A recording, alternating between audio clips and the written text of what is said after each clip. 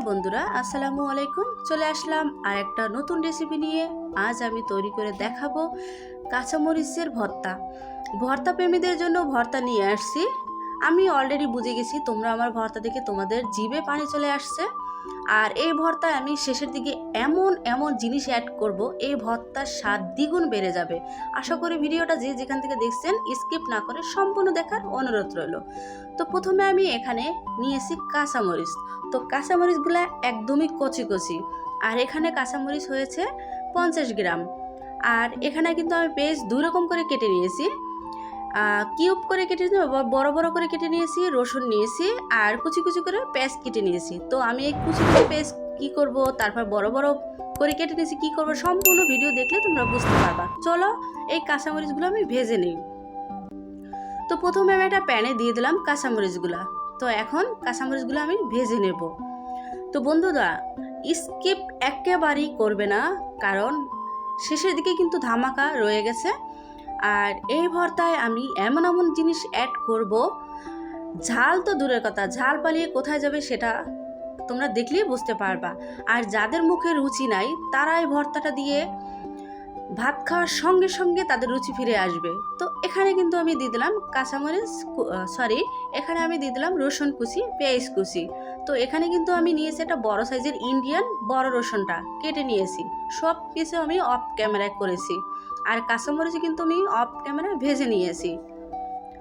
তো নতুন বন্ধুরা যারা আমার ভিডিওটা দেখছো, এখনও লাইক শেয়ার সাবস্ক্রাইব করো না, প্লিজ একটা লাইক, একটা শেয়ার, একটা সাবস্ক্রাইব করে আমার চ্যানেলের পাশে থাকো। আর নিত্য নতুন রেসিপি পেতে বেল আইকনটা অল করে রাখবে। আমি ভিডিও ছাড়ার সঙ্গে সঙ্গে তোমাদের কাছে চলে যাবে নোটিফিকেশন। তো এখানে কিন্তু আমি দিয়ে দিলাম হাফ টেবিল চামচের কম সরিষা তেল, কারণ এই প্যানটা পুড়ে যাবে এটা ভাজতে ভাজতে, কারণ সব উপকরণগুলোই শুকনো, এই জন্য আমি একটু তেল দিয়ে নিয়েছি। তো আমি এটা ঢাকনা দিয়ে ঢেকে দিয়েছি, কারণ ঢাকনা দিয়ে ঢেকে না দিলে এই কাঁচামরিচগুলো যখন ভাজবো তখন ফুটে উঠে একদম শরীরে লেগে যাবে, তখন জায়গা জায়গায় দাগ পড়ে যাবে, ঠোসা পড়ে যাবে। তো আমি কিন্তু ঢাকনা দিয়ে ঢেকে দিলাম। এখন সুন্দর করে তারপর নেড়ে চেড়ে একদম সফট করে ভেজে নেব। এই পর্যায়ে বন্ধুরা চুলার হিটটা একদম হাই হিট করা যাবে না, তাহলে তো যেমন কাঁচামরিচের কালারটা নষ্ট হয়ে যাবে, তেমন কিন্তু প্যানটাও পুড়ে যাবে। তো আবারও আমি ঢাকনা দিয়ে নিয়েছি, কারণ এত রিস্ক নেওয়া যাবে না, যেন কাঁচামরিচগুলো ফুটে না যায়। তো আমি কিন্তু ঢাকনা তুলে নেব আবার, আর ঢাকনা দিয়ে ঢাকার প্রয়োজন নেই। তো মরিচগুলো কিন্তু অনেকটাই নরম হয়ে গেছে। তো এখন এটাকে ভালো করে আর একটু ভেজে সফট একদম সুন্দর একটা কালার করে তারপরে নামিয়ে নেব। বন্ধুরা, তোমরা কে কোথায়, কোন জেলা থেকে, কোন দেশ থেকে আমার ভিডিওটা দেখছো অবশ্যই কমেন্টের মাধ্যমে জানাবে। তোমাদের সুন্দর সুন্দর কমেন্টের উত্তর আমি দেব, আর তোমাদেরকে ধন্যবাদ জানাবো। তো আমার কিন্তু মরিচগুলো ভাজা শেষ, এবার আমি এটাকে নামিয়ে নেব। তো এখানে কিন্তু আরেকটা সিক্রেট জিনিস রয়ে গেছে এই ভর্তার স্বাদ বাড়ানোর জন্য। দেখতে থাকো, চোখ রাখো, একদম স্কিপ না করে। আর আমার চ্যানেলে আমি এইরকম লোভনীয় ভর্তা রেসিপি, লোভনীয় রেসিপি, নাস্তার সব কিছু দিয়ে থাকি। তোমরা চাইলে আমার চ্যানেলটা ভিজিট করতে পারো, অনেক কিছু শিখতে পারবে নতুন আপুরা। তো এখানে কিন্তু আমি সেই সিক্রেটটা দিয়ে দিলাম, মানে চিংড়ি মাছ, এখানে দেশি গুঁড়ো চিংড়ি মাছ দিয়ে দিলাম। আর এখানে কিন্তু আমি অ্যাড করলাম একটু সরিষা তেল, কারণ এই প্যানটা যেন পুড়ে না যায়, এই কারণে। তো আমি কিন্তু ভালো করে চিংড়ি মাছগুলো ভেজে নেব। আর যারা এই চিংড়ি মাছগুলো পছন্দ করেন ছোট ছোট ভর্তা খেতে, তাদের তো আর কি বলবো, তারা দেখে তো এখনই খেতে ইচ্ছে করতেছে। আর আমার মতো কে কে ভর্তা পছন্দ করেন অবশ্যই কমেন্টে জানাবেন। তো আমার কিন্তু চিংড়ি মাছগুলো ভাজা শেষ, এটাকে আমি নামিয়ে নেব। এই পর্যায়ে এখানে আর কিছু ভাজাভাজির দরকার নেই, আমার কিন্তু সব কিছু ভাজা শেষ। এখন আমি চলে যাব ভর্তাটা তৈরি করতে। আর বন্ধুরা, এই ভর্তাটা একদম কম সময়ের ভিতরে তৈরি করা যায়। আর এই ভর্তাটা যেদিনকে তৈরি করবেন সেদিন আর অন্য কোনো রেসিপির দরকার নেই, এটা দিয়ে 2-3 প্লেট অনায়াসে ভাত খাওয়া যায়। তো চলো, আমি এখানে নিয়েছি পাটা, মানে শিল পাটা। আমার সবসময় শিল পাটায় ভর্তা তৈরি করতে ভালো লাগে। আর তোমরা চাইলে ব্লেন্ডার করতে পারো, কিন্তু স্বাদের ব্যালেন্সটা একরকম থাকবে না, কারণ যখন পাটায় ভর্তা তৈরি করা হয় তখন কিন্তু ভর্তার স্বাদটা কিন্তু অন্যরকম হয়। আর যখন আমরা কারেন্টের জিনিসে মানে যেহেতু ব্লেন্ডারে কারেন্টের দিয়ে মানে করা হয় ভর্তাটা তৈরি করা, তখন কিন্তু ওই স্বাদটা থাকে না, নষ্ট হয়ে যায়। তবে চেষ্টা করবে তোমরা এভাবে পাটায় তৈরি করতে, একটু কষ্ট হলেও ভালো লাগে। আর বন্ধুরা, তোমরা পরিবার নিয়ে ভর্তাটা তৈরি করে খেতে পারো, কোনো রকম ঝাল লাগবে না, তারপরে কষ্ট নাই, একদম নরম হয়ে গেছে মরিচগুলো ভাজার পরে।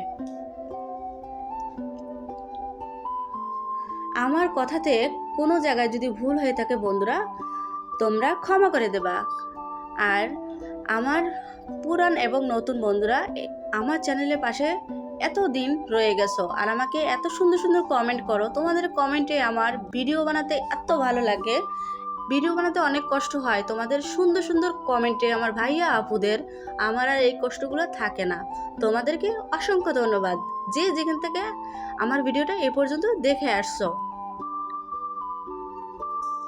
তো দেখো কাঁচামরিচের কালারটা যেমন সবুজ রেখেছি আমি, ওই রকমই আমার ভর্তাটাও কিন্তু সবুজ রয়ে গেছে। তো এখানে আমি দিয়ে দিলাম সেই চিংড়ি মাছ ভাজাগুলা। এখন চিংড়ি মাছগুলো আমি বেটে নেব, তবে এখানে কিন্তু একটু লবণ অ্যাড করতে হবে, কারণ আমি কাঁচামরিচে লবণ দিই নাই। তো লবণটা দিয়ে আমি চিংড়ি মাছগুলো বেটে নেব।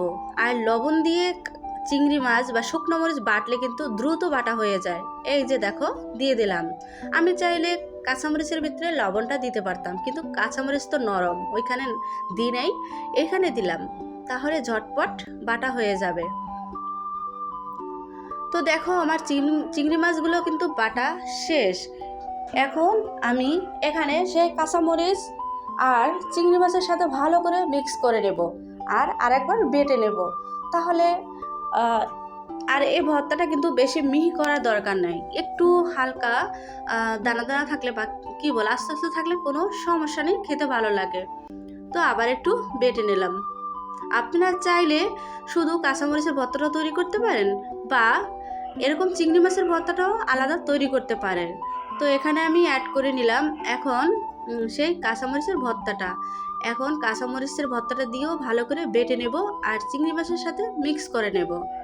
দেশ এবং দেশের বাইরে থেকে ভাইয়া অ্যান্ড আপুরা যারা এই মুহূর্তে আমার ভিডিওটা দেখছেন, তাদেরকে অসংখ্য ধন্যবাদ। এভাবেই আমার পাশে থাকবেন।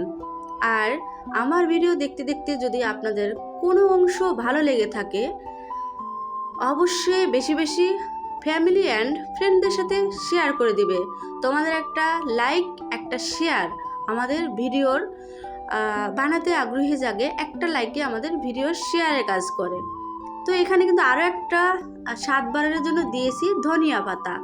অবশ্যই একটু ধনিয়া পাতা দেওয়ার চেষ্টা করবে, তাহলে কিন্তু এই ভর্তাটার স্বাদ আরও বেড়ে যাবে। এখানে কিন্তু আরও একটা সিক্রেট আছে, এখানে আমি দিয়েছি ঝাঁঝালো সরিষার তেল, যেটা না দিলেই নয়। এটা দিলে যে কোনো ভর্তার স্বাদ দ্বিগুণের চেয়ে দ্বিগুণ বেড়ে যায়। তো আমার কিন্তু ভর্তাটা একদমই তৈরি করা শেষ। এবার তোমাদেরকে আমি দেখিয়ে দিচ্ছি লোভনীয় ভর্তাটা কেমন হয়েছে, আর তোমরাও কমেন্টে জানাবে। তো এতক্ষণ যারা ভিডিও দেখছো ধৈর্য সহকারে, সবাইকে অসংখ্য ধন্যবাদ। তো সবাই ভালো থাকবেন, সুস্থ থাকবেন, দেখা হবে পরবর্তী কোনো ভিডিও নিয়ে। আল্লাহ হাফিজ।